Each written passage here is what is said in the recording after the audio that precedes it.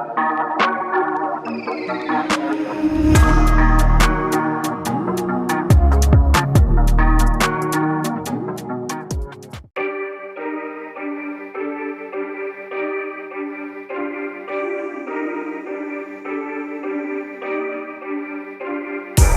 you hit ons, know it's game time. And you know me and my bros on the same time. No breaks, green light. No breaks, I got the green light. When you hit ons, know it's game time. And you know me and my bros on the same time. No breaks, green light. No breaks, I got the green. We gon' tear it down, tear it down, tear it down, yeah. We ain't going out, we ain't going into town, no. Money ain't the mission, no, we coming for the crown, yeah. Yeah, we coming for the crown. If we going out, then we going out loud, eh. Putting on the show, young man, take a bow, eh. Even under pressure, they ain't never had doubt. But if we gon' do it, gotta do it right now. What's good, man? It's your boy Unpopular Opinion Sports, back with another unpopular opinion. And today we are going to talk about the quarterback situation with the Giants and Daniel Jones. Now, I don't normally make videos about Daniel Jones, but since there's so much animosity within the Giants community about this quarterback situation, I'm going to give you guys my take, or my unpopular opinion, as I like to say, on this situation. And then we're going to kind of dead it from there. And then we're going to get into mock drafts and some more draft content. So that's kind of the plan here. Probably going to be doing more of these face-to-face kind of pre-recorded talking to you videos. As right now, you know, we are in the off season and we want to get some real draft nuggets to you guys, you know, as we will be at the 2024 NFL draft in Detroit. If you want a spot to go to the draft, please go to Get Out Travels. That's GETOUTRAVELS. That's GETOUTRAVELS. GetOutTravels.com, and schedule a consultation, and we will get you situated for the draft, hotel, flights, event tickets, all that. So that being said, let's get into it. Now, I get labeled a lot of times on Twitter as a Daniel Jones apologist, which I am absolutely not. I don't hate Daniel Jones. I don't think he's a franchise quarterback for the New York Giants either. I came into this community debating with guys like Big Pat, with guys like G Nation, Joe, Classified 304 Joe, about Daniel Jones and why I wanted to move on from Daniel Jones. 2022, he played well. He led the team to the playoffs, and I said that he should get a contract. I didn't say he should get $40 million. I didn't put no number on the contract. I said that he should get a contract based on the fact that he was the best option at that particular time for the New York Giants. He showed that he could win, and you know that cannot be dismissed. Even though people want to dismiss that. Now, 2023 rolls around, doesn't have a great year starting off, gets hurt, and then here we are. So we didn't even get a real complete sample size of Jones, you know, in outside of a couple games this year. So, you know, injury concern is one of the biggest reasons why I do say the New York Giants need to draft a quarterback. Now, people saying move on from Daniel Jones. You can't move on from Daniel Jones this year. They're not going to. He's going to be the starter come start of the season 2024. The injury is expected to be healed by that time. He's expected to be ready by the time training camp rolls around. So we shall see what the Giants do here. Now, the thing that when you talk about play on the field, we're talking about a quarterback in Daniel Jones that's mobile, you know, has a decent arm, and but some of the things that he struggles with is processing. You know, slow processing at times, holding on to the ball too long, not letting it, you know, not playing with speed, you know, with quickness as far as, you know, the mental aspect of the game. And I think a lot of that is the number of hits a quarterback takes, they start to see with Sam Darnold infamously said on the sideline, they start to see ghosts. So they're seeing the rush before it's there, or maybe it's not even there. And I think that's what's happened to Daniel Jones. And can he get over that? I don't know. I think in a better situation, with this Giants team, probably not gonna happen. But that's where I'm at on Daniel Jones. I'm saying it now for you fans is a hard of hearing that yes, the Giants should draft and look for a replacement for Daniel Jones at some point. Now, here's the tricky part of it though. He's on the roster. You have a big cap hit. You can't cut him. It's gonna be too much money, too much dead money. And it's going to hamper the team. So he's on the roster this year. Now, you don't have Tyrod Taylor on the roster. You have Tommy DeVito. I look at him as more like a practice squad guy that needs more time to develop himself. So you're looking at Daniel Jones, and that's it, pretty much. So you're going to have to add to the quarterback room regardless. Makes sense to go get a rookie. It does. It makes sense. Now, here's the tricky part. Do you go get one at 6? Or do you trade up? Do you trade back and try to get one maybe in the mid-first round? Or do you wait till your second round or even third round pick and go get somebody there? Here's the options. You stay at 6. Jaden Daniels, Drake May, and Caleb Williams are likely to be gone. So if you're staying at 6, depending on how you have your quarterbacks evaluated, it may be a reach to take J.J. McCarthy or Bo Nix or Penix at 6. Just be honest with you. If you like reaching, go ahead. I personally don't like the reach. Now, the trade up option. How much are you going to have to give up? I feel like if you want your guy, it's going to be best to trade up to try to get to number 1 or 2. But speculation is those teams in the top 2, which is the Commanders and the Bears, probably gonna be taking Caleb Williams and a combination of Drake May and Jaden Daniels. New England is tricky. They may take a quarterback too. We don't know. Or they may trade out. How much is it gonna cost you to move up? There's gonna be a lot of suitors. I'm hearing the Bears want a shit ton for that number 1 pick. Is it worth it for a team with a lot of needs on the offensive line, wide receiver, possibly running back, possibly tight end? You need another edge rusher on defense, another corner on defense. You need maybe another defensive end. Is it worth it? Some people say yes.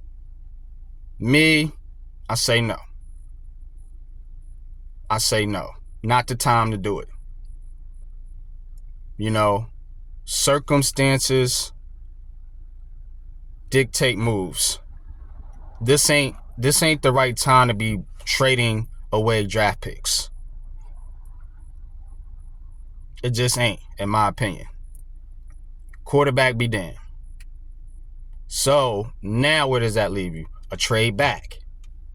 Maybe you want to trade back, get more draft picks. Something I am in favor of. A lot of other fans are in favor of. But the problem with that is you need a trade up partner. And if you're at 6,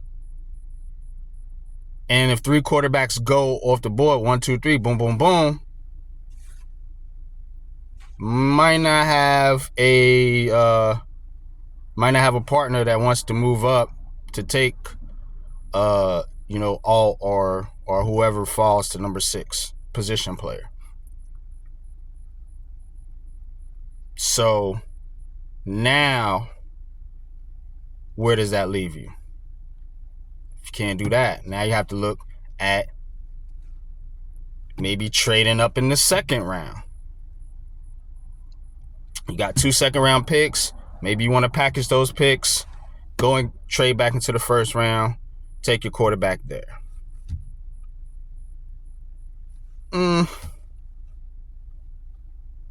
Consider it. See, my thing is, I definitely don't want to give up my first in 2025 because you don't know what's going to happen this year. Look at the Panthers. I bet they damn sure wish they had their first round pick. So that's one thing.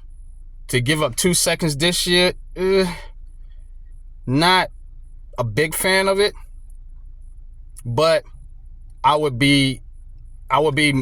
it'd make more sense to me to do that versus to trade up to 1 or 2 or 3 or whatever in the first round. So that's an option on the table.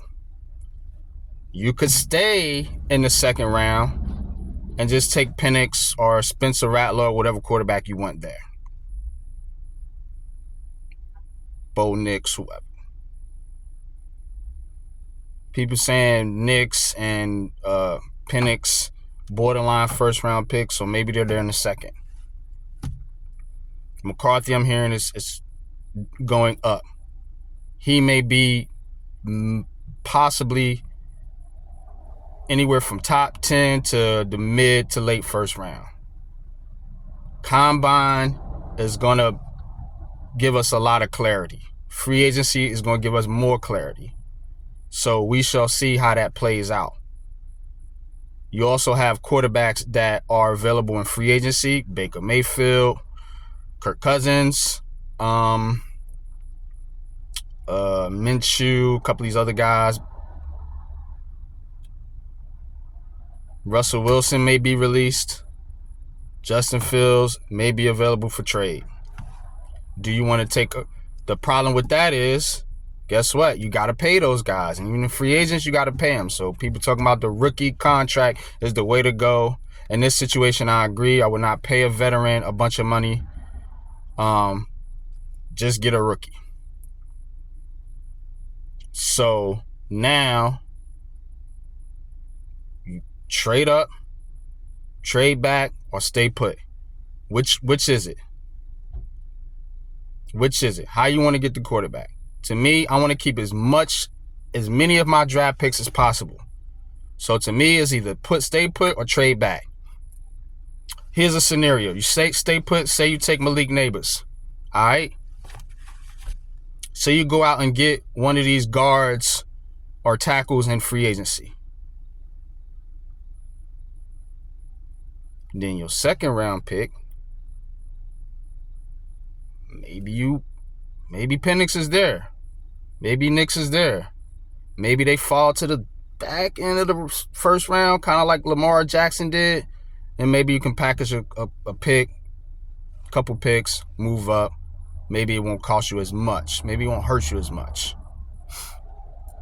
Really tricky how to maneuver this draft, though. But that's how I think the draft could play out. Like I said, we don't have a lot of clarity on that right now just because it's still early in the process. You got pro days, visits. Medical is going to be a major concern with a quarterback like Penix. So you have to wait to see how the medicals check out when these quarterbacks get evaluated. I know a lot of people may want to see a guy like J.J. McCarthy's pro day, since he wasn't asked to do a whole lot at Michigan. So those are things that are going to come about. Now, for 2024, look, I know these Giants fans want to get rid of Daniel Jones. You have to be patient. He's going to be on the roster. Use him. If you hate him so bad, why not let him go out there and take the hits and be the bridge for your rookie quarterback? That's why in a lot of ways what Joe Schoen did with the 2-year contract, basically a 2-year contract for Daniel Jones, even though it was a 4-year contract, 2 years guarantee out. Now they can get out of it next year. So now you have a bridge. Now you don't have to go out and get a bridge quarterback. You have a bridge on the roster.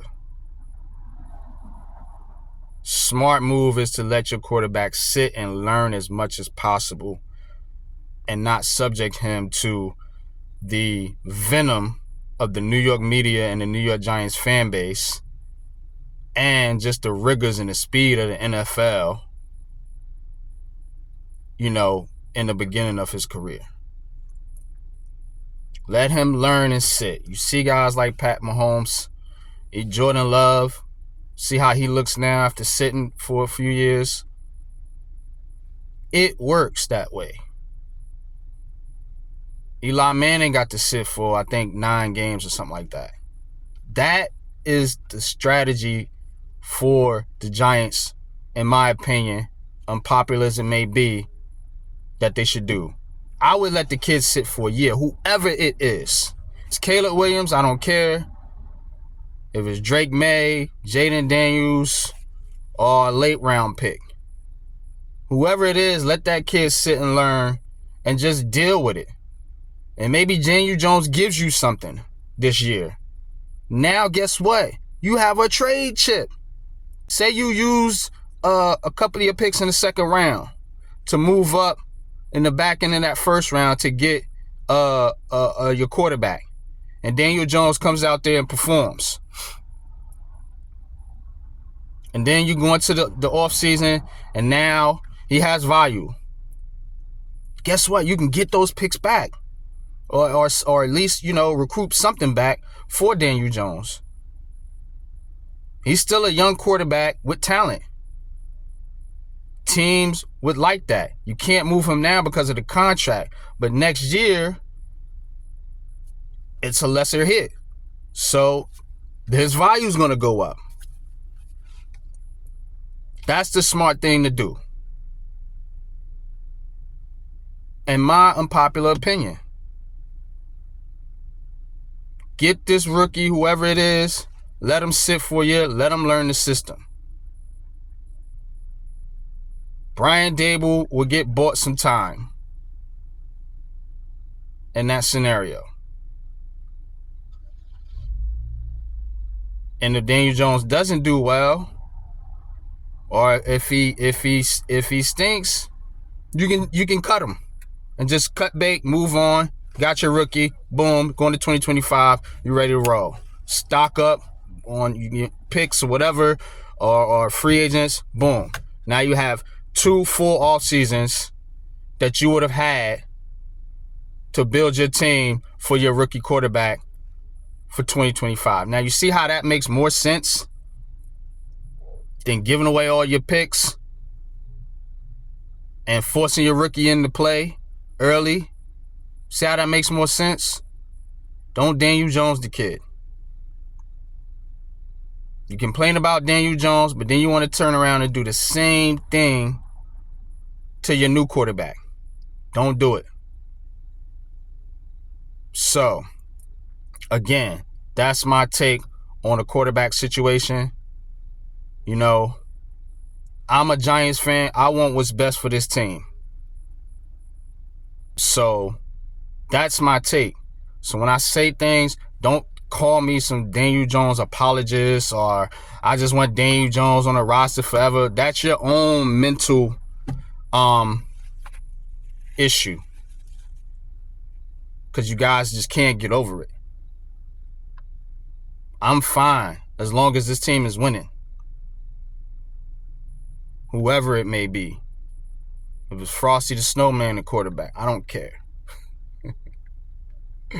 But been rambling long enough. Had to do this video. Had to get these thoughts out of here, man. But that's it with the quarterback nonsense, man. You know, we're going to keep it pushing here over here on Unpopular Opinion Sports. We'll be coming out with some mock drafts.